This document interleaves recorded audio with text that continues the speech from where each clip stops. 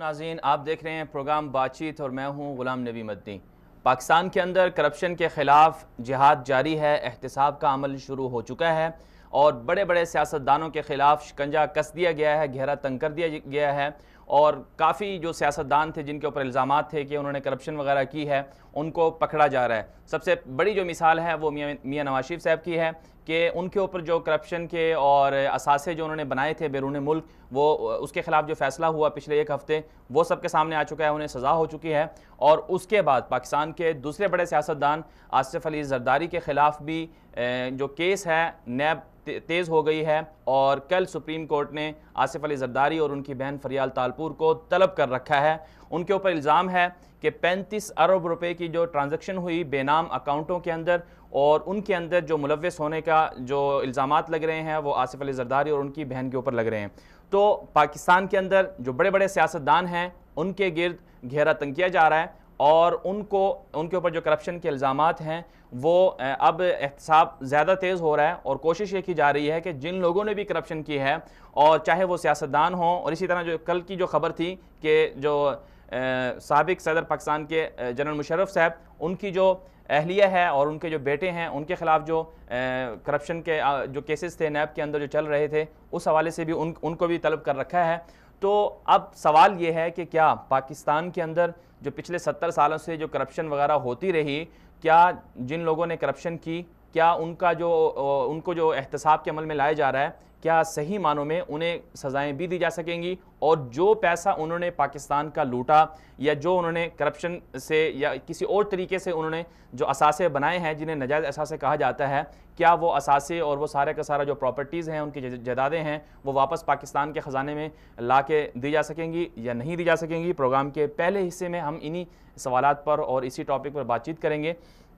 جبکہ پروگرام کے دوسرے حصے میں آج ہم بات چیت کریں گے انتخابات 2018 بہت قریب آ چکے ہیں، 25 جولائی قریب آنے والی ہے اور اب صرف 15 دن باقی رہ چکے ہیں۔ تو کیا ووٹ کی اہمیت اور ضرورت کیا ہے اور کس کو ووٹ دیا جائے اور کیوں دیا جائے؟ پروگرام کے دوسرے حصے میں ہم انہی سوالات پر بات چیت کریں گے۔ آج ہمارے ساتھ پروگرام میں مہمان پینل میں ہوں گے آصف محمود صاحب، اینکر پرسن ہیں، تجزیہ نگار ہیں، اور اسی طرح ڈاکٹر شاہد حسن صدیقی صاحب ہمارا ساتھ دیں گے، معروف معیشت دان ہیں، اور پروگرام کے دوسرے حصے پر بات چیت کرنے کے لیے ہمارا ساتھ دیں گے ڈاکٹر عاصم اللہ بخش صاحب، معروف تجزیہ نگار ہیں اور کالم نگار ہیں، اور اسی طرح ہمارا ساتھ دیں گے اسٹوڈیو کے اندر محترم جناب سعد مدنی صاحب، وہ بھی ہمارا ساتھ دیں گے۔ پروگرام کو شروع کرنے سے پہلے ایک مختصر سی بریک کی طرف جائیں گے اور پھر بریک کے بعد واپس آئیں گے۔ اپنے پروگرام کو ہم شروع کریں گے اپنے اسٹوڈیو مہمان سے کہ ان سے پوچھیں گے ہم کہ پاکستان کو کرپشن فری پاکستان کیسے بنایا جا سکتا ہے، جو کرپشن کے خلاف عدالتوں میں جو کیسز چل رہے ہیں کیا یہ بلا تفریق چل رہے ہیں، یہ کیسے چل رہے ہیں، اسی حوالے سے ہم بات کریں گے، لیکن ایک شارٹ بریک لیں گے، ہمارے ساتھ رہیے گا۔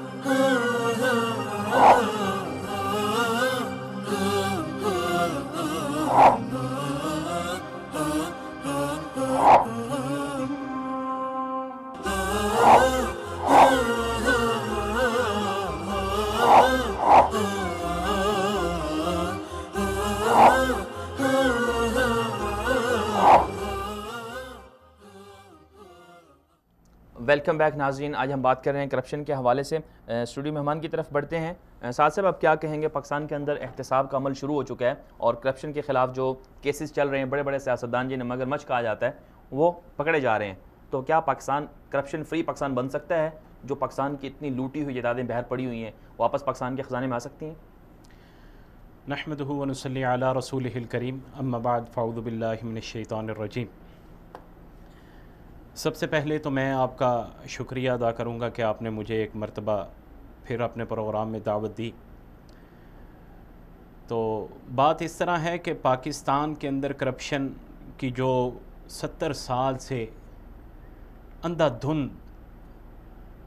جو کاروائیاں چل رہی تھیں، یعنی کہ جو بھی حکمران آیا اس نے جو لوٹا اکٹھا کر کے چلا گیا، پھر اگلے کو باری دے دی، پھر ایک آیا اس نے لوٹا اور اکٹھا کر کے چلا گیا، پھر اگلے کو، یعنی کہ پاکستان کی عوام کے ذہن کے اندر یہ بن چکا تھا کہ بس یہ ان کا کام صرف چوری کرنا، کرپشن کرنا، ڈکیتی کرنا اور ملک کو لوٹنا ہے۔ اور عوام بھی بے ہوش ہو چکی تھی، یعنی کہ وہ اپنے ذاتی مفادات کو دیکھتے ہوئے، اپنے چھوٹے چھوٹے مسائل کو دیکھتے ہوئے، اپنی برادری کو دیکھتے ہوئے، اپنے چودھریوں کو دیکھتے ہوئے ان کو ووٹ دے دے دے دے کے بار بار سلیکٹ کروا رہی تھی۔ اگر پاکستان کو یہ جس طرح کا ماحول بنایا جا رہا ہے کہ ایک کرپشن فری ملک بنانا ہے، تو میں کہتا ہوں کہ اگر اس پہ خلوص نیت کے ساتھ بلا تفریق اگر یہ عمل کیا جائے، یہ کارروائی کی جائے، تو انشاءاللہ العزیز وہ وقت دور نہیں ہے کہ ہم ایک بہترین کرپشن سے پاک ملک ہمیں ملے گا، ایک بہترین معاشرہ ملے گا، ایک وہ ملک ملے گا جسے آپ ملک کہتے ہیں۔ وہاں کسی کی مجال نہیں ہوگی کہ وہ ذہن میں یہ کہ میں آج 5-10 سال کوشش کروں، پھر میں اس پہ حکمرانی کروں، اس کے بعد جو لوٹوں اور لے کے بھاگ جاؤں۔ تو انشاءاللہ امید ہے کہ یہ ہمارا ملک جو جس طرف جا رہا ہے اس کے مثبت اور اچھے نتائج جو ہیں انشاءاللہ برآمد ہوں گے۔ اس کے لیے ہمیں کرنا کیا چاہیے؟ عوام کو کیا کرنا چاہیے؟ عوام کو یہ کرنا چاہیے کہ کرپشن سے پاک ملک بنانے کے لیے آپ ایک اچھی اور بہترین قیادت کو موقع دیں، جی، مخلص قیادت کو موقع دیں، اور پھر ان کے ساتھ تعاون کریں، ان کے دستے بازو بنیں، ان کو پروموٹ کریں، ان کو اس ملک کے لیے مضبوط کریں۔ اور دوسرا یہ ہے کہ کرپٹ آدمی سے آپ،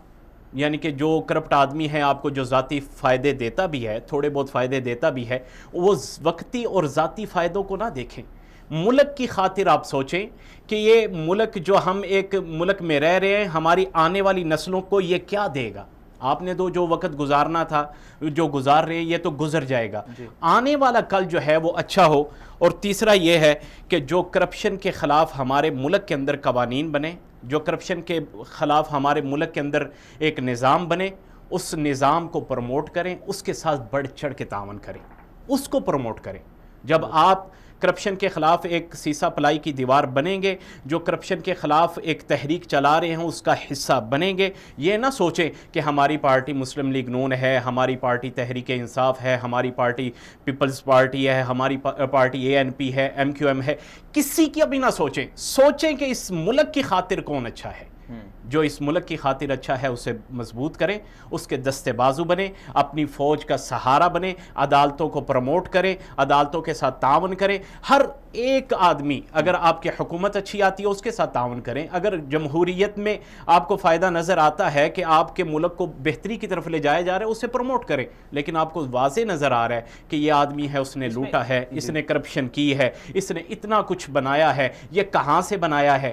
تو اگر آپ ایسے بندوں کو اگر آپ نیچا کریں گے تو انشاءاللہ یہ ملک آگے بڑھے گا، اگر ایسے بندوں کو اوپر کریں گے تو آپ انشاءاللہ پھر نیچے ہی جائیں گے۔ صاحب ایک اور بات جو ہے، پاکستان کی عوام اور ایسا کہتی تھی اور ایسا سوچتی تھی کہ پاکستان کے اندر صرف اور صرف جو عدالتیں فیصلہ دے رہی ہیں وہ ایک طرفہ فیصلہ دے رہی ہیں۔ بہت سے لوگ کہتے تھے کہ میاں نواز شریف صاحب کی مخالفت میں عدالتیں فیصلہ دے رہی ہیں، سارے اسٹیبلشمنٹ وغیرہ وغیرہ اس کے خلاف ہوگی۔ لیکن ہم نے دیکھا جو کل معاملہ سامنے آیا، بلکہ اس سے پہلے بھی ہم نے دیکھا ڈاکٹر عاصم، شرجیل میمن اور اس طرح کے ڈاکٹر آصف علی زرداری کے جتنے بھی بڑے بڑے دوست تھے جن کے اوپر کرپشن کے الزامات تھے، ہم نے دیکھا، پوری پاکستانی قوم نے دیکھا کہ ان کو پکڑا گیا، ان کو عدالتوں میں گھسیٹا جا رہا ہے ابھی تک، اور ان کے خلاف کیسز چل رہے ہیں۔ اور کل بھی ہم نے دیکھا کہ آصف علی زرداری کو جیسے کل طلب کر رکھا ہے، ان کی بہن کو بھی طلب کر رکھا ہے۔ تو ہماری عوام کے ذہنوں میں ایسا کیوں آتا ہے کہ وہ سوچنے لگ جاتی ہے کہ جس سے ان کی عقیدت ہوتی ہے وہ یہ کہتے ہیں کہ جی چونکہ یہ عدالتیں جو ہے نا، چونکہ ہمارے عقیدت، جن سے ہم عقیدت رکھتے ہیں، ہمارے لیڈر جو ہیں، ہمارے قائد ہیں، ان کے خلاف فیصلے دے رہی ہیں۔ وہ یہ کیوں نہیں سوچتی کہ یہ جو فیصلے ہیں عدالتوں کے، اگر کسی ایک مجرم سے ابتدا ہو گئی ہے تو ان کو اس کو اپریشیٹ کرنا چاہیے، سراہنا چاہیے، تو تاکہ جو ہے نا پھر اس معاملے کو باقیوں تک وسیع کیا جائے۔ تو اس حوالے سے آپ کیا کہیں گے کہ عدالتوں کا جو طریقہ کار ہے، عدالتوں کی جو کارکردگی چل رہی ہے وہ اچھی نہیں ہے؟ بات یہ ہے کہ جب بھی آپ ایک کام شروع کرتے ہیں، آپ کے ملک میں 70 سال سے کرپشن کے خلاف کوئی گرینڈ آپریشن نہیں ہوا، ٹھیک ہے، بڑے بڑے آپریشن ہوئے ہیں، جنگیں ہوئی ہیں انڈیا کے ساتھ، تو چلیں پھر بات کرتے ہیں۔ آپ مہمان بھی ہمارے ساتھ موجود ہیں محترم جناب ڈاکٹر شاہد حسن صدیقی صاحب، معروف معیشت دان ہیں اور پاکستان کے جو اقتصادی امور ہیں ان کو اچھی طرح سے دیکھتے ہیں۔ السلام علیکم ڈاکٹر صاحب، بہت شکریہ آپ نے وقت دیا ہمیں۔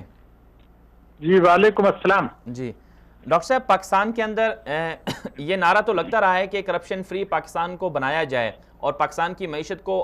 مضبوط کیا جائے، لیکن 70 سالوں سے معیشت ابتری کی جانب بڑھتی رہی ہے۔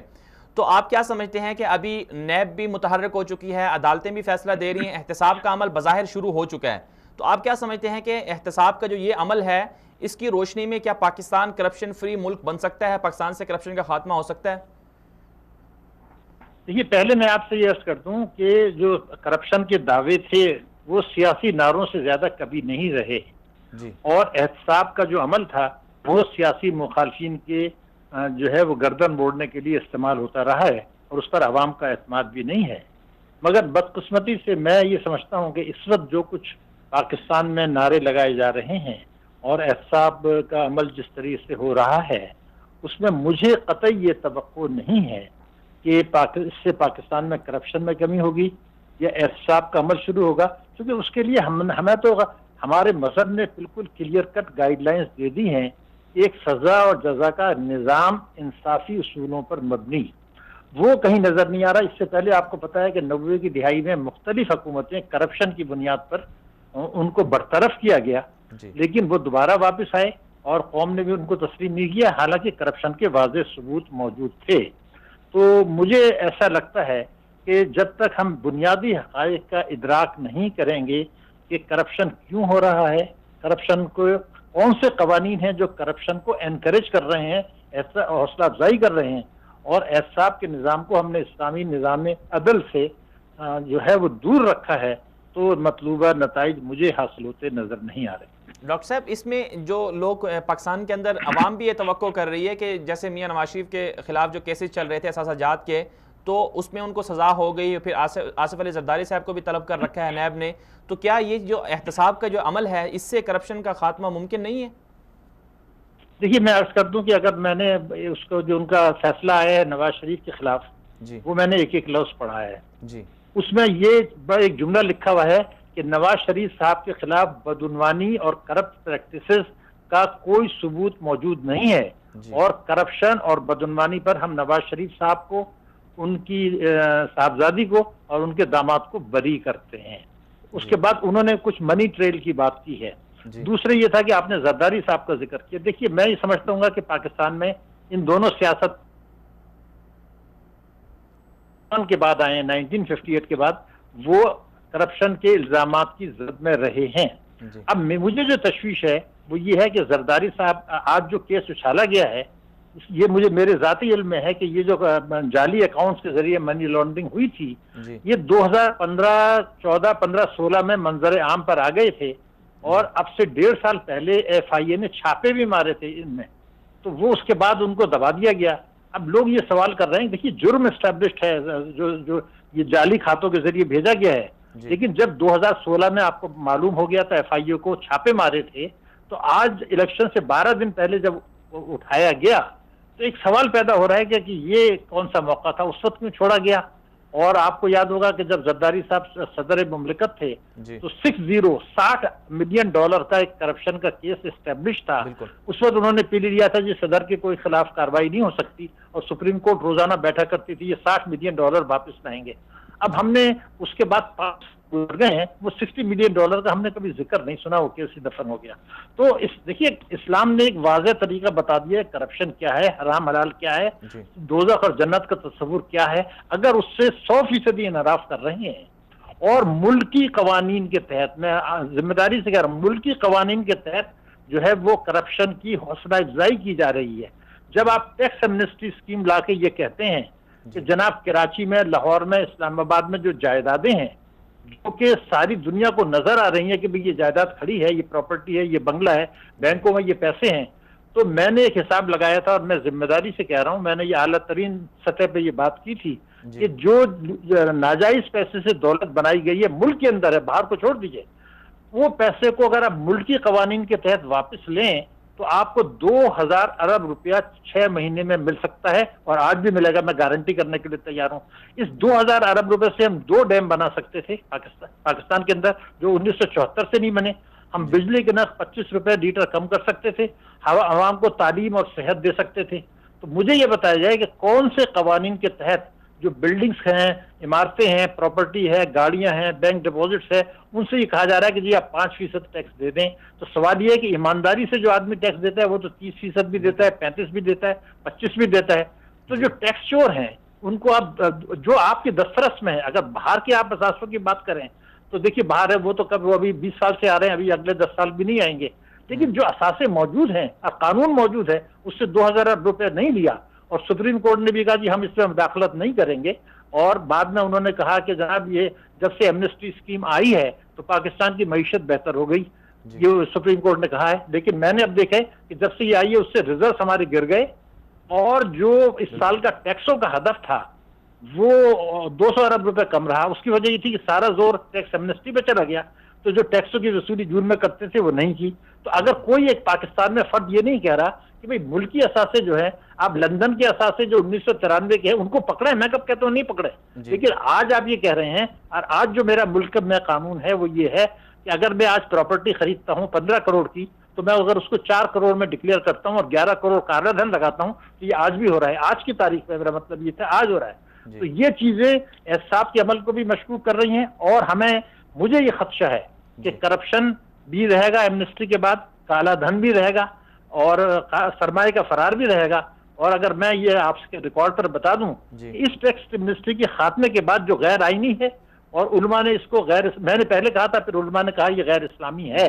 اور غیر آئینی بھی ہے، آئین پاکستان کے خلاف ہے، اگر اس کے بعد بھی آپ آئی ایم ایف کے پاس جائیں تو پھر کس کو منہ دکھائیں گے، پھر یہ ایمنسٹی کیوں لائیں؟ تو اس لیے اس سے مجھے بڑی تشویش ہے کہ اگر ہم آج بھی ایک فیصلہ قوم کر لیتی ہے، حکومت کر لیتی ہے کہ آپ 2-3 باتیں مان لیں، ہمیں کچھ نہیں چاہیے، ایک اسلام کا نظام عدل، ایک اسلام کا نظام معیشت، سودی نظام سے فرار، اور جو آئین کی بالادستی ہے اس میں 227 میں یہ لکھا ہے کہ ملک کا کوئی قانون اسلام کے خلاف نہیں بنایا جائے گا۔ ایمنسٹی تو اسلام کے خلاف ہے، ٹیکسوں کا نظام اسلام کے خلاف ہے، بینکاری کا نظام اسلام کے خلاف ہے، جو سودی نظام ہے وہ جو اسلامی بینکاری ہے وہ سودی نظام کے نقش پا پر ہے، اور ہمارے آئین میں لکھا ہے 38F کہ جتنی جلدی ممکن ہو ربا کا خاتمہ کر دیا جائے۔ بالکل 1991 سے 2018 آ گیا، ابھی تک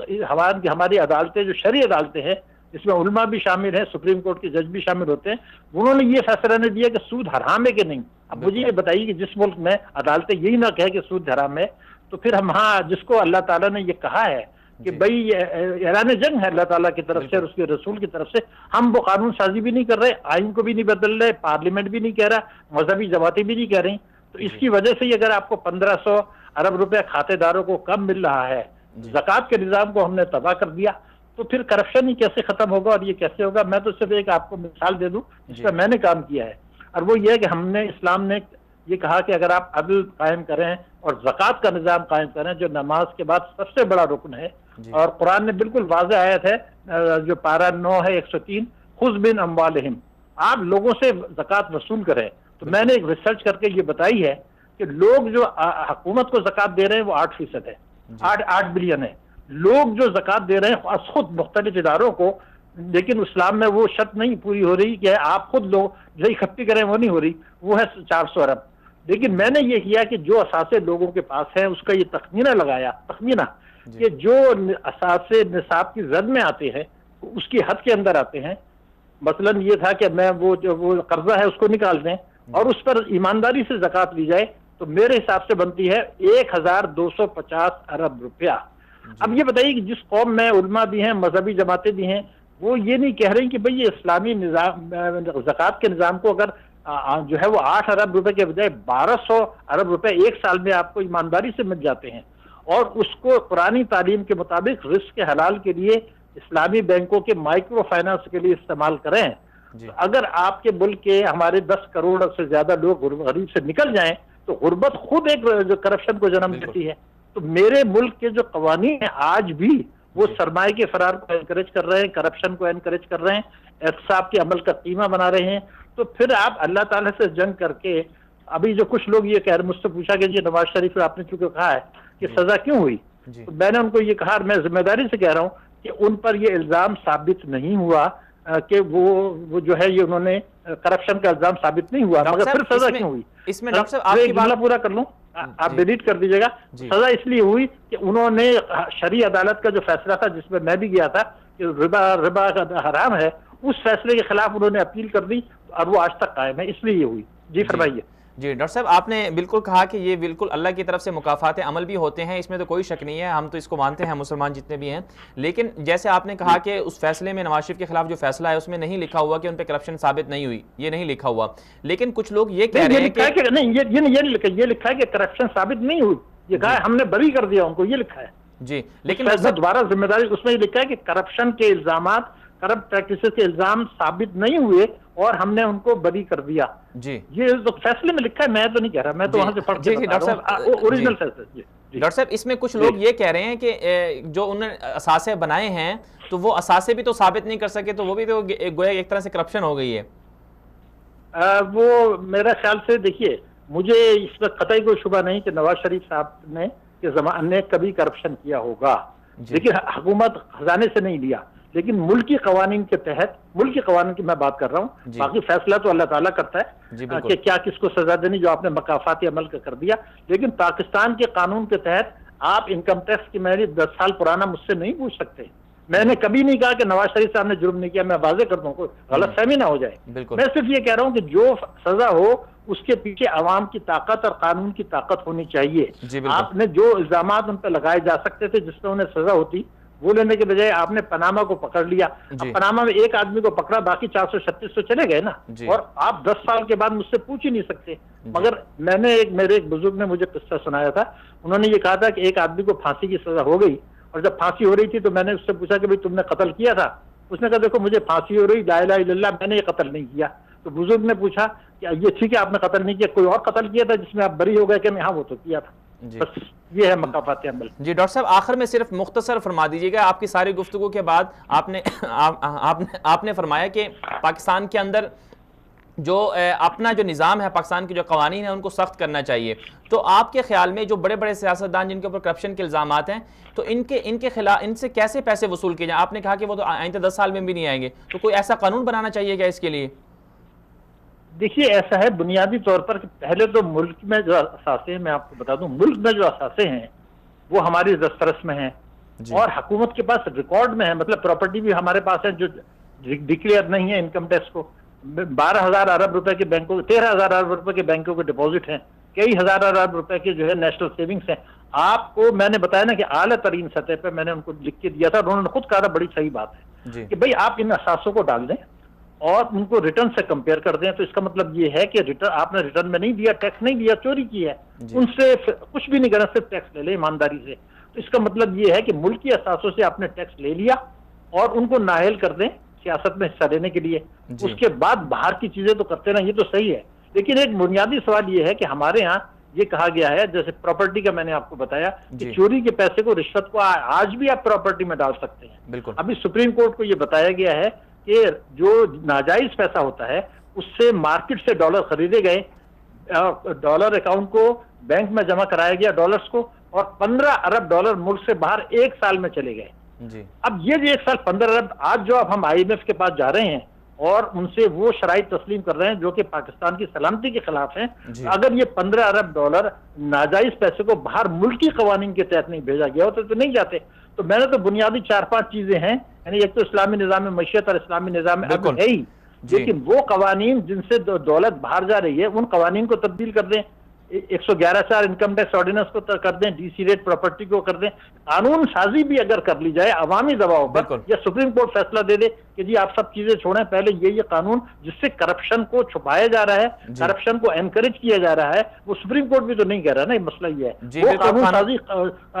پارلیمنٹ نہیں کرے گی، تو اب وہ آپ سپریم کورٹ سے کرا دیجئے. اس سپریم کورٹ سے پاکستان کے آدھے مسئلے جو ہیں وہ حل ہو جائیں گے. اور اگر قانون سازی نہیں کی، اس طرح سے سزا دی، تو یہ دوبارہ آئیں گے، ان کو کوئی روک نہیں سکتا. جی ڈاکٹر صاحب، آپ کا بہت شکریہ، آپ نے بہت اچھی گفتگو کی. یہ تھے ہمارے ساتھ ڈاکٹر شاہد حسن صدیقی صاحب، کرپشن کے حوالے سے بہت دلچسپ باتیں کر رہے تھے اور حقائق جو ہیں وہ بتا رہے تھے. ان کا یہی کہنا تھا کہ جب تک ہمارے ملک کے قوانین جو بنے ہوئے ہیں ان پر صحیح طرح سے عمل نہیں ہوگا، یا اسی طرح جو کرپشن چھپانے کے لیے اور جو لوگ ناجائز پیسے پاکستان کے خزانے سے لیتے ہیں ان کو جس طرح باہر وہ منتقل کرتے ہیں، ان کو روکنے کے لیے جب تک قانون سازی صحیح طرح سے نہیں ہوگی اور ان پر عمل نہیں ہوگا تو ظاہر سی بات ہے پاکستان کرپشن فری ملک نہیں بن سکتا. انہوں نے بہت اچھی بات کی. ان کا یہ کہنا تھا کہ پاکستان کی جو عوام ہے، اگر ہمارے ملک کے اندر نظام عدل اچھا ہو جائے اور جو عدالتی فیصلے ہیں، عدل و انصاف ہے، وہ عدل و انصاف کے مطابق ہوں اور بغیر کسی دباؤ کے، بغیر کسی تفریق کے ہوں، تو یقیناً جو ہے جو کرپشن کرنے والے لوگ ہیں، کرپٹ لوگ ہیں، ان کو پکڑا جا سکتا ہے اور کرپشن کو روکا جا سکتا ہے۔ ایک اور بات انہوں نے بہت اچھی کی کہ پاکستان کے اندر جو نظام معیشت ہے اس کو جب تک ہم اسلامی بنیادوں پر نہیں ڈالیں گے تو پاکستان کے مسائل حل نہیں ہوں گے۔ یہ ضروری ہے کہ ایک طرف سے پکڑا جائے کرپشن کو اور چوری کو اور پاکستان کے خزانے کو لوٹنے والوں کو روکا جائے، یہ بھی ضروری ہے۔ یہ نظام عدل اور نظام قانون کی جو بالادستی ہے وہ اس کو مضبوط بنائے گی، لیکن دوسری طرف جو ہمارا نظام معیشت ہے ہمیں اسے بھی اسلامی بنیادوں پر استوار کرنا ہوگا، تبھی جا کر جو ہے یہ معاملات حل ہوں گے۔ تو یہ باتیں ہیں، بہت اچھی گفتگو کے ساتھ صاحب آپ کیا فرمائیں گے ڈاکٹر صاحب کی گفتگو پر؟ بات یہ ہے کہ ڈاکٹر صاحب ایک بالکل دو ٹوک بات کر رہے تھے کہ کرپشن کے خلاف اگر آپ نے نکلنا ہے، کرپشن کا ناسور جو ہے اس ملک سے ختم کرنا ہے، تو آپ کو ایک اسلامی جو ہے روشنی کے اندر، اسلام کی رہنمائی کے اندر ایک قانون تشکیل دینا ہوگا، ایک چیز کو وضع کرنا ہوگا، ایک قانون مرتب کرنا ہوگا۔ جب آپ کی بنیاد جو ہے، آپ نے کرپشن کے خلاف جو کام شروع کیا اس کی بنیاد ٹھیک نہیں ہے، تو پھر آپ کو وہ فائدے نہیں حاصل ہو سکیں گے جو آپ فائدے سوچ رہے ہیں، جو آپ کے ذہن میں گمان آ رہا ہے کہ آپ اگر کرپشن کے خلاف نکلے ہیں تو سب چیزیں جو بھی اس زد میں آتے ہیں اس کے خلاف آپ نکلیں۔ جس طرح کہ میں بات کر رہا تھا کہ نواز شریف کی آپ بات کر رہے تھے کہ صرف نواز شریف پہ ہی شکنجہ ڈالا گیا ہے تو باقیوں کو نہیں کچھ کہا گیا۔ بات یہ ہے کہ جب بھی کوئی کام شروع کیا جاتا ہے تو وہ ایک طرف سے شروع کیا جاتا ہے۔ جب آپ بڑے بندے کو ہاتھ ڈالیں گے تو اس کے بعد چھوٹے خود بخود اسی کے اندر آ جائیں گے۔ تو ایک ترتیب سے شروع کیا، جس طرح کے شو کروایا جا رہا ہے، جس طرح کے ہمیں دکھلایا جا رہا ہے کہ پہلے نواز شریف، پھر اس کے بعد زرداری، پھر اس کے بعد فلاں، پھر اس کے بعد فلاں، پھر اس کے بعد فلاں۔ اگر واقعی ہی خلوص کے ساتھ، خلوص دل کے ساتھ اسی طرح عمل کیا جائے کہ سب کو دیکھا جائے، سب کی کرپشن کو نکالا جائے، جو انہوں نے کرپشن سے مال بنایا ہوا ہے، جو مال غصب کیا ہوا ہے، ان سے لے کر اس قوم کو واپس کیا جائے، اس ملک میں واپس لایا جائے، اگر خلوص دل کے ساتھ یہ کام کیا جائے تو یقیناً فائدہ ہوگا۔ اگر اس کے اندر ایک خاص طبقے کو، ایک خاص حکمران کو، ایک خاص جماعت کو ٹارگٹ کرنا ہے تو پھر پہلے سے بھی زیادہ خرابیاں ہوں گی۔ یہ ملک جو ہے بجائے اچھا ہونے کے ایک بہت بڑے انتشار اور بہت بڑے فساد کی طرف جا سکتا ہے۔ تو ہمیں اس میں خلوص دل کے ساتھ سارا سدے باب کرنا ہوگا، ہر کرپٹ آدمی کو پکڑنا ہوگا، چاہے وہ کسی بھی پارٹی کا ہے، چاہے وہ حکومت میں ہے، اپوزیشن میں ہے، چاہے کسی بھی محکمے میں ہے، کسی بھی ادارے میں ہے، چاہے مضبوط سے مضبوط ادارے کا سربراہ کیوں نہ ہو، ہمیں سب کو اس ضمن میں پکڑنا ہوگا، گرفت میں لانا ہوگا۔ جی ناظرین، ہم بات کر رہے تھے کرپشن کے حوالے سے۔ پاکستان کے اندر کرپشن کا معاملہ تب تک حل نہیں ہوگا جب تک ہم بغیر کسی تفریق کے اپنے جو نظام عدل ہے سب کو نہ پکڑیں۔ تو جب تک ہم سب کو نہیں پکڑیں گے، جب تک ہم بغیر کسی تفریق کے جو کرپشن کرنے والے لوگ ہیں ان کا احتساب نہیں کریں گے، اور ہماری جو عوام ہے جب تک وہ یہ نہیں سوچے گی کہ ہم نے اپنے لیڈر کو، اپنی قیادت کو، اپنی پارٹی کو، ان کو نہیں دیکھنا، ہم نے پاکستان کو دیکھنا ہے، ہم نے پاکستان کو بچانا ہے، تب تک جو ہے ملک کے اندر کرپشن ختم نہیں ہوگی۔ ایک اور اہم بات یہ ہے کہ ہم بات تو یہ کرتے ہیں کہ ہمارے سیاستدان، فلاں سیاستدان نے اتنی کرپشن کر لی، فلاں نے پاکستان کو لوٹ لیا، لیکن ہم میں سے ہر بندہ یہ دیکھے، تاجر یہ دیکھے کہ آیا کہیں وہ بھی تو کرپشن، ملاوٹ، بدعنوانی، بددیانتی، خیانت تو نہیں کر رہا۔ اسی طرح جو کسی آفس میں کہیں پر جاب کرتے ہیں، جاب پیشہ افراد ہیں، وہ یہ غور کریں کہ کہیں ہم تو بددیانتی یا بدعنوانی کے مرتکب تو نہیں ہو رہے۔ تو ہم میں سے ہر بندے کو اپنا محاسبہ کرنا ہوگا، اور ظاہر سی بات ہے جب ہر بندہ اپنا محاسبہ کرے گا تو آپ کا ملک کے اندر بھی احتساب کا جو عمل ہے وہ وسیع ہوگا اور ملک بھی آپ کا اچھا ہو جائے گا۔ یہاں ایک مختصر سی بریک لیں گے، بریک کے بعد واپس آئیں گے، ووٹ کی اہمیت، ضرورت اور ووٹ کس کو دیا جائے اس پر بات کریں گے، ہمارے ساتھ رہیے۔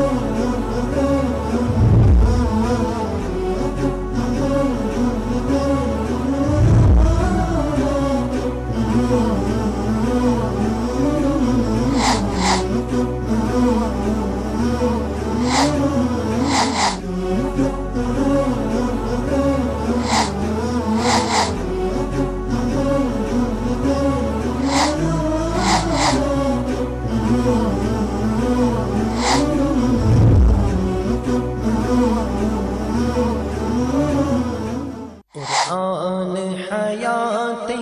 انسان ہے، قرآن ہمارا کفر کی تاریکی سے اسلام کی روشنی تک کا سفر، حیات انسان ہے، قرآن کتابی ہدایت کے ذریعے راہ راست پر آنے والوں کی داستان،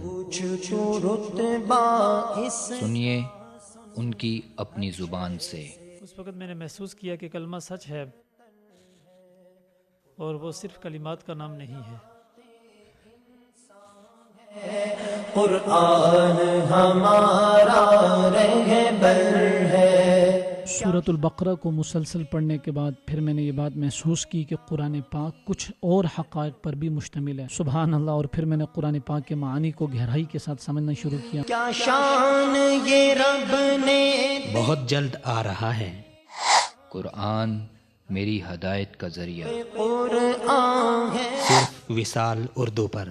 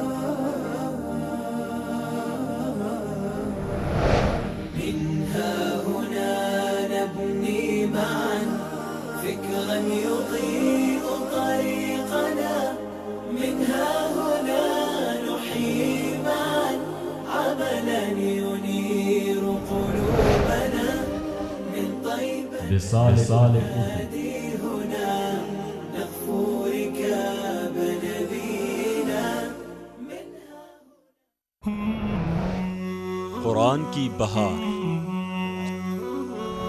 علم کے انوار، سنت کی چھنکار،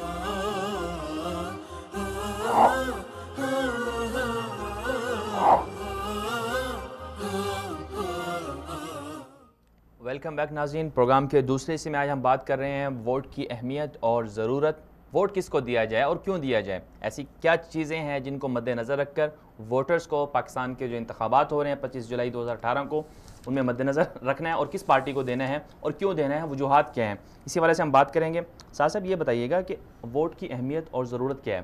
کسی بھی ملک کے اندر، کسی بھی قوم کے اندر؟ ووٹ جیسے ہم دیتے ہیں انتخابات میں، کیا اہمیت ہے اس کی؟ بات یہ ہے کہ ووٹ ایک بنیادی ضرورت بن گئی ہے۔ کسی بھی معاشرے کے اندر اگر آپ نے ایک قانون کا نفاذ کرنا ہے تو آپ اس میں ووٹنگ کرتے ہیں، تو پھر لوگوں سے رائے لیتے ہیں، اکثریت کا قانون نافذ کیا جاتا ہے۔ اگر ہمارے ملک کے اندر ایک شفاف اور صاف انتخابات ہوں، ووٹر کو پتہ ہو کہ میں نے جو ووٹ کاسٹ کرنی ہے اور جس کے نام پہ کرنی ہے اسی کے نام پہ ووٹ نکلے گی، اور ان کو پتہ ہے کہ اگر ہم میں سے سارے کے سارے ووٹ ڈالیں گے تو سارے کے ساری ووٹ اسی کھاتے میں جائے گی جس کھاتے میں ہم ڈالنا چاہتے ہیں۔ عوام کو بھی سوچنا ہوگا اس ووٹ کی اہمیت کو، اور ہمارے جو صاحب یہ الیکشن کمیشن ہے یا دوسرے تیسرے جو الیکشن میں انوالو ہوتے ہیں ان کو بھی سوچنا ہوگا کہ یہ عوام کا اعتماد اس سسٹم سے اٹھتا جا رہا ہے۔ اٹھنے کی وجہ کیا ہے؟ جو عوام اپنا حق استعمال کرتی ہے، آپ اسی حق کو اگر اناؤنس کریں گے، اسی چیز کو اگر سامنے لے کے آئیں گے تو یقیناً ووٹر کو بھی پتہ ہوگا کہ میری ایک اہمیت ہے۔ ہم ووٹ کی اہمیت کو آہستہ آہستہ کھوتے جا رہے ہیں۔ اس میں اہمیت میں ایک بات اور جو ہے وہ یاد رکھنے کی ہے کہ ہم جو ووٹ دیتے ہیں نا، ہمیں یہ نہیں دیکھنا کہ جی ہم چونکہ ہمارے جو والد صاحب تھے وہ جی نواز شریف کے تھے، نون لیگ کے تھے، یا ہمارے جو دادا تھے وہ پیپلز پارٹی کو ووٹ ڈالا کرتے تھے، یا فلاں۔ ہم نے یہ چیزیں نہیں دیکھنی، ہم نے پاکستان کو دیکھنا ہے، کہ پاکستان کو دیکھنا ہے کہ پاکستان کے اندر کون سا بندہ ایسا ہے, کون سی پارٹی ایسی ہے جس نے پاکستان کے لیے کام کیا ہے, ہمارے لیے کام کیا ہے اور ہمارے معاشرے کے لیے کام کیا ہے. ان چیزوں کو بھی مد نظر رکھنا ہوگا. اس میں ووٹ دینے کے لیے جو ہے نا آپ کو 4-5 چیزیں جو ہیں وہ ذہن میں رکھنی چاہیے. سب سے پہلی یہ کہ آپ جس کو ووٹ دے رہے ہیں وہ اس کا اہل ہے, وہ اس کا حقدار ہے کہ اس کو ووٹ دی جائے. دوسرے نمبر پر یہ ہے کہ آپ جس کو ووٹ دے رہے ہیں کیا وہ اسلام کے ساتھ اور آپ کے ملک پاکستان کے ساتھ مخلص ہے, کیونکہ آپ ایک اسلامی ملک میں رہ رہے ہیں اور آپ اسلام کو پروموٹ کرنے کے لیے, اسلام کو مضبوط کرنے کے لیے اپنی ووٹ کاسٹ کرتے ہیں. آپ کی یہ ترجیح ہونی چاہیے کہ جس کو ووٹ دے رہے ہیں کہ وہ اسلام کو جانتا ہے, اسلام کی اہمیت سے واقف ہے, کیا اسے وہ احکامات, وہ فرائض پتہ ہیں جو ہر مسلمان کو پتہ ہونے چاہیے. یعنی کہ بچہ ایک 7 سال کا ہو جاتا ہے, اس کے بعد بھی ترتیب جو اسلام نے اس کے لیے بتایا ہے, نماز اس کے اوپر فرض ہو جاتی ہے, پھر اس کے بعد آہستہ آہستہ نماز کا سیکھنا, پھر نماز کی کئی اقسام ہیں, فرضی نماز ہے, جنازے کی نماز ہے, عیدین کی نمازیں ہیں, باقی نوافل ہیں. یہ بنیادی چیزیں جو ہیں اگر وہ اسے اسلام کی پہچان نہیں ہے تو آپ کی ووٹ جو ہے یہ ضائع ہوگی. معذرت, اس وقت ہمارے ساتھ لائن پر موجود ہیں ڈاکٹر عاصم اللہ بخش صاحب, سینئر تجزیہ نگار ہیں اور کالم نگار بھی ہیں. السلام علیکم ڈاکٹر صاحب, بہت شکریہ آپ نے وقت دیا ہمیں. جی وعلیکم السلام. جی ڈاکٹر صاحب, آج ہم بات کر رہے ہیں ووٹ کی اہمیت اور ضرورت پر کہ ووٹ کس کو دینا چاہیے اور کیوں دینا چاہیے. تو اس حوالے سے آپ کیا روشنی ڈالیں گے؟ دیکھیے, ووٹ کی اہمیت یہ ہے کہ کم از کم آپ جو ایک طریقہ ہے اگلی حکومت کو انتخاب کا, اس میں آپ براہ راست شامل ہو جاتے ہیں. اور پھر یہ صرف آپ کا اپنا ووٹ نہیں ہوتا, عزیز رشتہ داروں میں آپ کی بات چیت ہوتی ہے, دوستوں میں بات ہوتی ہے, محلے داروں میں بات ہوتی ہے. یہ ایک ووٹ سے 10 ووٹ بنتے ہیں, 10 سے 100 بنتے ہیں, 100 سے 1000. اور پھر آپ اس جسے کہتے ہیں اس رنگ میں شامل ہو جاتے ہیں جن کے ووٹوں سے پھر واقعی ایک شخص کی, ایک امیدوار کی, ایک پارٹی کی فتح اور شکست جو ہے اس کا تعین ہوتا ہے. تو اس لیے ووٹ کو میں ایک سنگل ووٹ سمجھ کر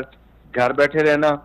یا اس ایکسرسائز کا مذاق اڑانا یا اس سے خود کو الگ کر لینا یہ دانش مندی نہیں ہے. بلکہ اگر آپ چاہتے ہیں کہ ملک کے حالات بدلیں تو آپ اپنے امیدوار کی سلیکشن میں, اس کے بعد اس کے الیکشن میں اپنا رول پلے کریں تاکہ صحیح لوگ جو ہیں وہ سامنے آئیں اور آپ کو بھی اپنی اہمیت کا اندازہ ہو. اور ہمارے یہاں چونکہ جمہوری نظام میں پولیٹیکل پارٹیز جو ہیں وہ بنیادی عقائد ہوتی ہیں,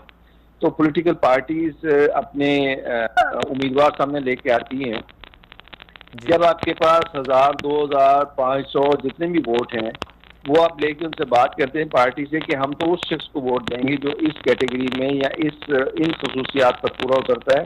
تو پھر پارٹیز بھی اس روایتی الیکٹیبل کے چکر سے یا برادری سسٹم کے چکر سے یا ایسے لوگوں کے چکر سے کہ جو بتاتے ہیں کہ ہمارا ذاتی ووٹ اتنا ہے, اس سے نکل کر وہ سوچ سکتے ہیں کہ ایسے لوگوں کو لایا جائے جن کی سپورٹ جو ہے وہ اس طرح کے جو پڑھے لکھے طبقے ہیں یا جو بہتر چاہنے والے یا محض امیدوار کی اچھی کوالٹی کو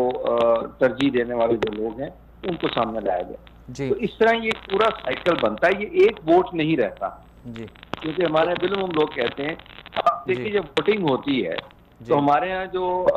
بالعموم جو ووٹنگ پیٹرن ہے وہ یہ ہے کہ 30 سے لے کے اور 42% تک جو ووٹ کاسٹ ہوتے ہیں, تو وہ ایک ایک ووٹ کر کے 58% ووٹ یا 55% ووٹ, جو کہ تقریباً جو ہے یہ اندازہ لگائے کہ 3-4 کروڑ ووٹ بنتا ہے,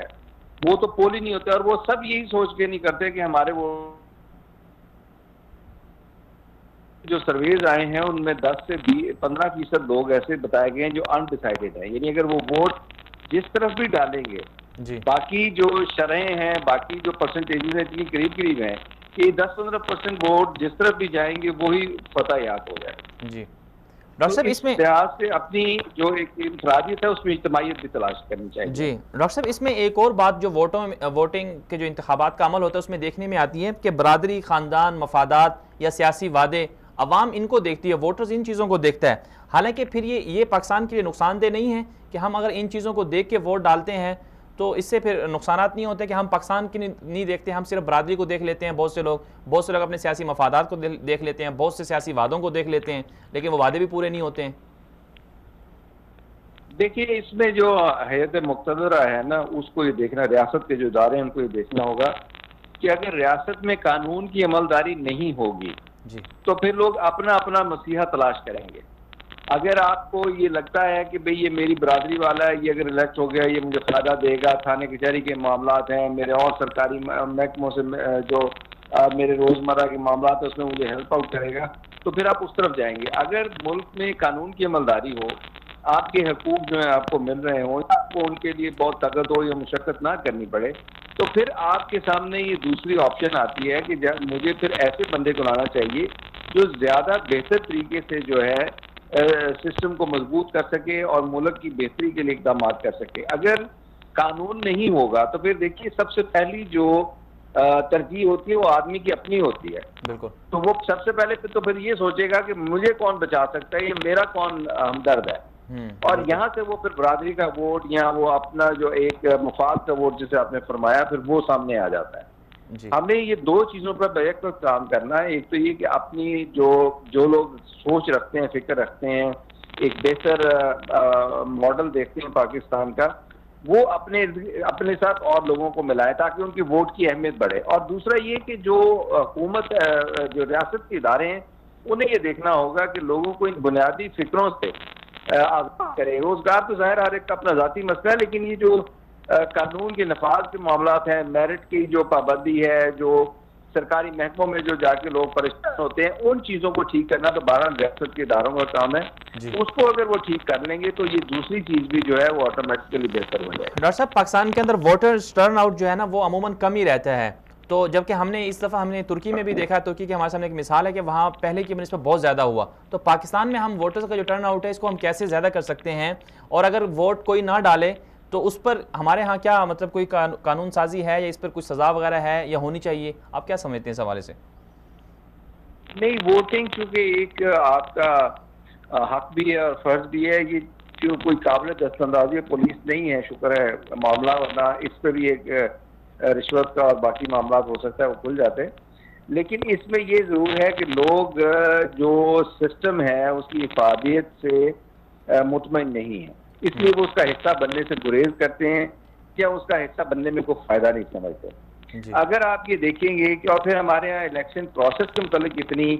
بہت سی باتیں کی جاتی ہیں، غلط فہمیاں پھیلائی جاتی ہیں، بہت زیادہ دھاندلی کا اور انفیئر پریکٹسز کا ذکر ہوتا ہے کہ لوگ کہتے ہیں کہ میں اگر دے دیا ہوں ووٹ، میرا ووٹ اگر زید کی بجائے بکر کے ڈبے سے نکلنا ہے تو میں کیوں کروں.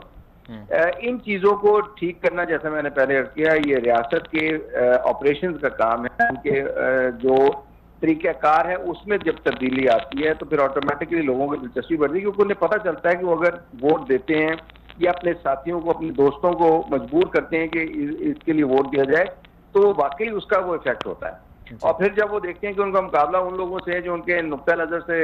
اتفاق نہیں کرتے، تو وہ اور زیادہ دلجمعی سے اکٹھے ہو کے تاکہ وہ نمبر کی گیم میں شکست دے سکیں وہ مقابلہ کرتے ہیں. ہمارے ہاں وہ زبانی کلامی ڈرائنگ روم میں تو گفتگو بہت ہوتی ہے، لیکن جب ووٹ کا معاملہ ہے تو یہ نہیں کہ اسی وجہ سے کہ یہاں اس پہ اعتماد نہیں ہوتا اس پروسیس پہ، یا آپ یہ سمجھتے ہیں کہ میں اکیلا جو ہے وہ کیا ووٹ دے کر لوں گا. اور یہاں پھر یہ ہوتا ہے کہ آپ اس تمام سلسلے سے تنگ آ چکے ہوتے ہیں بار بار ووٹ دے کر اور اس کے نتائج دیکھ کے کہ آپ پیچھے ہٹ جاتے ہیں. تو یہ تالی ایسی ہے شفاف انتخابات کی جو دونوں ہاتھوں سے بجے گی. ریاست کو اور ریاستی اداروں کو اپنی ذمہ داری کما حقوں پوری کرنی ہوگی، اور عوام کو جو ہے اپنے ووٹ کو سنگل ووٹ سمجھنے کی بجائے اور اپنی برادری کے ووٹ کو محض اپنے مفاد تک محدود رکھنے کی بجائے اس کو زیادہ بہتر طریقے سے اور بہتر مقصد کے لیے استعمال کرنا. جی ڈاکٹر صاحب آپ کا بہت شکریہ، لیکن آخر میں مختصراً 3 تجاویز کون سی دیں گے کہ جو انتخابات 2018 ہیں اس حوالے سے ووٹرز کو مد نظر رکھنی چاہیے؟ دیکھیے جی، میں بس یہ کہتا ہوں کہ یہ جمہوری ایکسرسائز ہے، یہ سب کا فرض ہے کہ وہ اس میں حصہ لیں. انہوں نے جس کو بھی ووٹ ڈالنا چاہتے ہیں اس کو جا کے ڈالیں،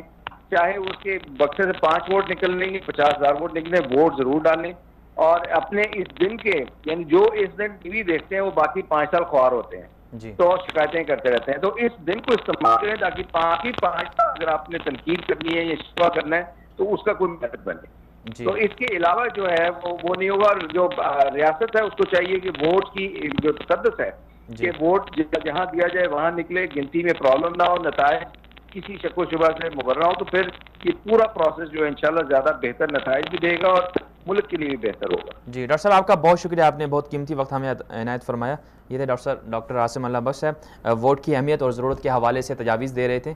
ساتھ سے چونکہ وقت ہمارے پاس بہت کم رہ گیا ہے، تو آپ آخر میں ووٹرز کے لیے کیا تجاویز دیں گے، اور ساتھ میں جو انتخابات 2018 ہو رہے ہیں اس میں کیا آپ توقع کیا کر رہے ہیں کہ پہلے کی بنسبت لوگ زیادہ ووٹ دیں گے، اور ووٹرز کو کیا کرنا چاہیے؟ بات یہ کہ اگر جس طرح میں اپنی بات کر رہا تھا کہ ووٹر اگر بنیادی چیزوں کو اپنے ذہن میں رکھتے ہیں کہ وہ اپنے جو ہے امیدوار کے اندر یہ کچھ چیزیں دیکھتے ہیں کہ ایک تو وہ اس کا اہل ہو، اور دوسرا اس کو اسلام کا شعور ہو، اور تیسرا وہ ملک پاکستان کے ساتھ مخلص ہو، اور چوتھی بات جو اس کے اندر بہت ضروری ہے کہ کیا وہ آپ کے حلقے کی یا آپ لوگوں کی جا کے پارلیمنٹ کے اندر ترجمانی کر سکتا ہے، وہ آپ کی ترجمانی کا حق رکھتا ہے، اس کے اندر اللہ نے ایسی صلاحیتیں رکھی ہیں۔ یہ نہیں کہ پورے 5 سال وہ تنخواہ تو لیتا ہے، مراعات تو لیتا ہے، ایک عہدے کا بیج تو لیتا ہے، لیکن وہاں جا کے سمم بکمن بن کے بیٹھا رہتا ہے، اور 5 سال ختم ہو جاتے ہیں تو وہ وہی ہے کہ نہ فائدہ نہ نقصان اس کا، نہ کسی کو فائدہ ہوا ہے۔ پورے 5 سال میں عوام کے پاس بھی نہیں آتا۔ ہاں، عوام کے پاس بھی نہیں آتا، اور کچھ ایسے بھی ہیں کہ عوام کے لیے تو پورے ڈیرے اپنے دروازے کھول کے بیٹھے رہتے ہیں، بڑی مثالیں ہیں، نام لینا کسی کا بھی مناسب نہیں ہے، پورے 5 سال ڈیرے دروازے کھول کے بیٹھے رہتے ہیں، لیکن ان کی ترجمانی کا حق نہیں ادا کرتے، جو انہوں نے انہیں حق دیا ہوا ہے، جو انہوں نے اسے چیز دی ہوئی ہے کہ ہماری جا کے ترجمانی کرنی ہے، ہمارے مسائل کو حل کرنا ہے، ہمارے مسائل پریشانیوں کو جو بہت زیادہ بن چکی ہیں اس کو کم کرنا ہے، وہ اس چیز پہ زور نہیں دیتے۔ ہمیں ایسے امیدواروں کو سامنے لے کے آنا چاہیے جس کے اندر صلاحیت بھی ہو، جس کے اندر عقیدہ بھی ہو، جس کے اندر ایک قوت بھی ہو، اور وہ ایک آپ کی بہترین ترجمانی کرنے والے ہوں۔ جب آپ ایسے امیدواروں کو پروموٹ کریں گے، اپنی ووٹ کا حق ادا کریں گے، تو انشاءاللہ العزیز بہت جلد ہے آپ کی نیت خالص ہوگی، آپ کو وقتی فوائد وقتی مفادات سے لگاؤ نہیں ہوگا، آپ کو پاکستان کے لیے اپنے مستقبل کے لیے سوچ ہوگی، تو آپ انشاءاللہ اچھے نتائج دیکھ سکتے ہیں۔ اچھی بات یہاں پر یہ بھی کی کہ آپ نے کہا وہ ترجمانے کا حق بھی رکھتا ہو، اور آپ نے درمیان میں ایک بات ذکر کی کہ ڈیرے بھی کھول کے بہت سارے سیاستدان رکھتے ہیں۔ یہاں پر ایک اور افسوسناک بات یہ ہے کہ ہم نے جو دیکھی پاکستان کے اندر ابھی بھی ہے، بہت سارے چونکہ زیادہ تر دیہی علاقوں میں یہ ہوتا ہے کہ جو ووٹرز ہوتے ہیں نا، ان دنوں میں چونکہ الیکشن کی انتخابی وہ کمپین بھی لوگ چلا رہے ہیں، جتنے بھی امیدوار کھڑے ہوئے ہیں، تو وہ اپنے ڈیروں سے ان کو فوائد بھی ملتے ہیں۔ مثلا کوئی لوگ ایسے ہوتے ہیں وہ یہ ڈرتے ہیں کہ اگر ہم نے اس کو ووٹ نہیں ڈالا تو کل کو فرض کرو تھانے میں کوئی مقدمہ ہو گیا تو یہ ہمارا ساتھ نہیں دیں گے۔ تو کچھ لوگ ان چیزوں کو بھی وہ رکھتے ہیں کہ ہم نے ان کے پاس جانا ہے، ہمیں ان کی ضرورت پڑ سکتی ہے، ہمارے گھر میں اگر واپڈا نے بل زیادہ بھیج دیا تو ہم پھر کیسے پورا کریں گے، یا اسی طرح ہمارے خلاف کسی نے کوئی حملہ کر دیا، ہمارے خلاف کسی نے لڑائی کر لی تو ہمیں ان معاملات سے کون چھٹکائے گا۔ کچھ لوگ ان چیزوں کو بھی مد نظر رکھ کر ووٹ دیتے ہیں، حالانکہ یہ نہیں کرنا چاہیے۔ ہمیں سوچنا چاہیے کہ چھوٹے چھوٹے مسائل کو تھوڑا سا پیچھے کر لیں، ہم اپنے ملک کے لیے اور اپنے آنے والی نسل کے لیے بہترین ملک بنانے کے لیے اس بندے کو آگے لائیں جس کے اندر اہلیت ہو، جس کو اللہ نے وہ قوت دی ہے، جس کو ترجمانی کا اللہ تعالیٰ نے ہنر دیا ہے، وہ ایک بہترین آپ کا ترجمان بن سکتا ہے، آپ کی آواز کو، آپ کی پکار کو وہ پارلیمنٹ ہاؤس تک پہنچا سکتا ہے۔ آپ ایسے بندوں کو آگے لائیں۔ اچھا، آخر میں ایک اور بات جو ہے آپ سے یہ پوچھنا ہے کہ کچھ لوگ ابھی چونکہ انتخابی کمپین لوگ چلا رہے ہیں امیدوار، تو اس میں ہر سیاسی جو جماعت والا ہے، ہر امیدوار جو ہے نا دوسرے پر الزامات لگا رہا ہے، وہ یوں چور ہے، کوئی کسی پہ گالیاں دے رہا ہے، جو اخلاقیات بھی نہیں ہوتی نا۔ اور کچھ تو ایسے بھی امیدوار ہیں جو جھوٹ بھی بول رہے ہیں، مطلب جھوٹ بول کر، اور کچھ ایسے لوگ ہیں کہ جو دین کا نام استعمال کے، دین کا پتہ یا کارڈ استعمال کر کے لوگوں کو گرما رہے ہیں ووٹ کے لیے۔ اس حوالے سے اسلام کیا کہتا ہے اور آپ کیا کہنا چاہیں گے؟ بات یہ ہے کہ عوام کو بھی تھوڑا سا اپنی ذمہ داری کا احساس کرنا ہوگا، وہ ان کی پہلی باتوں پہ ذرا نظر دوڑائیں کہ 5 سال پہلے جو ان صاحب نے وعدے کیے تھے، جو ہمارے سامنے اپنا دستور یا اپنا منشور رکھا تھا، اس پہ کتنا عمل پیرا ہوا ہے۔ اگر وہ ان چیزوں کو پورا کر چکا ہے تو آج انشاءاللہ اگر اسے دوبارہ ووٹ دیں گے تو جو نئی باتیں کہہ رہا ہے وہ بھی پوری کرے گا۔ اگر 5 سال پہلے بھی وہی باتیں کر رہا تھا، آج جو 5 سال بعد کر رہا ہے کہ مجھے پھر ایک موقع دے دو، اب میں یہ کر دوں گا، پھر ایک موقع دے دو، اب میں تو اس طرح کر دوں گا، میں تو یہ کر دوں گا، ایسے بندوں سے اس ملک کی جان چھڑائیں، اس بندے کو آگے لائیں جو اپنے کم از کم وعدے کی پاسداری کرنا جانتا ہو۔ عوام کو بھی اپنی ذمہ داری کا احساس کرنا ہوگا، جب عوام بھی ذمہ دار ہوں گے تو انشاءاللہ پھر نتائج مل سکتے ہیں۔ سعد صاحب آپ کا بہت شکریہ، آپ نے ہمارے ساتھ شرکت کی، بہت شکریہ۔ جی ناظرین، آج ہم بات کر رہے تھے ووٹ کی اہمیت اور ضرورت کے حوالے سے۔ ووٹ کی اہمیت یقیناً بہت زیادہ ہے۔ آج دنیا میں جتنے ملک بھی ترقی یافتہ ہیں وہ اسی ووٹ کے ذریعے آگے گئے ہیں، اور اسی جو جمہوری نظام ہے اس کے ذریعے دنیا میں جو لوگ ہیں، جو بڑے ترقی یافتہ ملک ہیں، وہ اسی کے ذریعے آگے جا رہے ہیں۔ تو ہمیں سب سے پہلے تو ووٹ کی اہمیت کو اور اس کی ضرورت کو سمجھنا ہوگا۔ ہم میں سے ہر بندے کو یہ فیصلہ کرنا ہوگا، ہم یہ ووٹ کسی شخص کو نہیں ڈال رہے، کسی پارٹی کو نہیں دے رہے، بلکہ ہم یہ ووٹ پاکستان کو دے رہے ہیں۔ ہم یہ ووٹ اپنی آنے والی نسلوں کو، ان کے مستقبل کو محفوظ بنانے کے لیے دے رہے ہیں۔ ہم میں سے ہر بندے کو اپنے مفادات، جو ان کے اپنے ذاتی مسائل ہیں، ان مسائل کو دور رکھ کر ہم میں سے ہر بندے کو جو ووٹ ڈالنے جا رہا ہے اس کو یہ دیکھنا ہوگا، یہ فیصلہ کرنا ہوگا کہ میں جس کو ووٹ دے رہا ہوں کیوں دے رہا ہوں اور کس وجہ سے دے رہا ہوں۔ کیا جس بندے کو میں ووٹ دے رہا ہوں کیا وہ واقعی ہمارے لیے، ہمارے معاشرے کے لیے، ہماری آنے والی نسلوں کے لیے، ہمارے ملک کے لیے بہتر ہے یا نہیں ہے۔ ہمیں یہ چیزیں دیکھ کر فیصلہ کرنا ہوگا۔ اور سب سے اہم بات جو ہے جس سے بہت سے لوگ انتخابات کے اندر جو ہے وہ ان کا خیال نہیں رکھتے، وہ یہ ہے کہ ہم اسلام کو نہیں دیکھتے۔ ہم صرف اور صرف اپنی بنیادی چیزوں کو دیکھ لیتے ہیں، پارٹی کو دیکھ لیتے ہیں اور اس کے جو ہیں ترقیاتی کاموں کو دیکھ لیتے ہیں۔ ہمیں جو اسلام ہے اس کو بھی مد نظر رکھنا ہوگا۔ یعنی ہمیں اپنے جو امیدوار ہے جس کو ہم ووٹ دینے جا رہے ہیں، ہمیں سب سے پہلے جو بنیادی ہمارا جو معیار یا کرائٹیریا ہونا چاہیے ایک امیدوار کے لیے ووٹ دینے کا، وہ یہ ہونا چاہیے کہ وہ اسلام کے احکامات پر کتنا پورا اترتا ہے۔ کیا وہ ایسا تو نہیں ہے کہ جو اسلام مخالف اقدامات کرے گا؟ کیا وہ ایسا تو نہیں ہے کہ جو سیکولر نظریات کا حامل ہے یا ملک میں سیکولرزم نافذ کرنا چاہتا ہے؟ کیا وہ ایسا تو نہیں ہے جو ختم نبوت صلی اللہ علیہ وسلم کا دشمن ہے یا ان کا ہم نوا ہے؟ کیا وہ ایسا تو نہیں ہے جو سود کو حلال سمجھتا ہے، سودی نظام کے خاتمے کے لیے رکاوٹیں ڈالے گا؟ ہمیں یہ چیزیں بھی ضرور دیکھنی ہوگی۔ کیوں؟ اس کی وجہ یہ ہے کہ پاکستان صرف اور صرف ایک نظریے کی بنیاد پر بنا تھا، اور پاکستان واحد دنیا کی ریاست مدینہ کے بعد واحد ریاست تاریخ کی جو کسی خاص نظریے پر قائم ہوئی۔ تو اس لیے ہمیں نظریہ لا الہ الا اللہ، نظریہ پاکستان، ان چیزوں کو مد نظر رکھ کر پھر ووٹ دینا ہے، اور بعد کی جو چیزیں ہیں وہ اس کو بھی دیکھنا ہے، پاکستان کے لیے کتنا مخلص ہے، عوام کے لیے کتنا مخلص ہے، ان چیزوں کو بھی ہمیں دیکھنا ہے۔ آج کے لیے اتنا ہی، اجازت دیجیے، اللہ حافظ۔